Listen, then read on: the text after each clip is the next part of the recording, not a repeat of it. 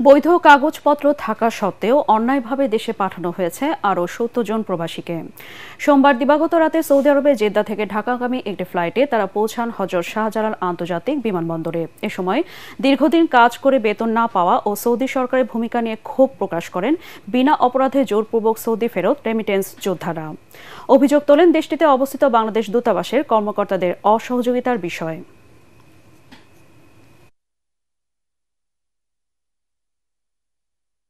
আমরা বৈধভাবে যাওয়ার পরে দেখা গেছে ওইখানে অনেক প্রবাসী আছে যারা এখনো জেলে।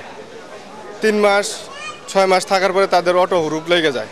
আমারও মারছিল ব্ল্যাক হুরুপ, তার জন্য আমি লাগাইতে পারি না, আমি চলে আসছি। আমি 12 দিন আসছিলাম। 7 মাস কাজ করছি, 7 মাসের বেতন পাইছি না ভাই। 7 মাস বয়েছিলাম ভাই, এমনি জীবনটা গেছে ভাই। সৌদি আরবের ভিতরে যাদের আকামা এক্সপায়ার হয়েছে, কোনো হুরুপ নাই, কিন্তু গভর্নমেন্ট অটোমেটিক হুরুপ দিয়েই পাঠাইয়া দিতেছে।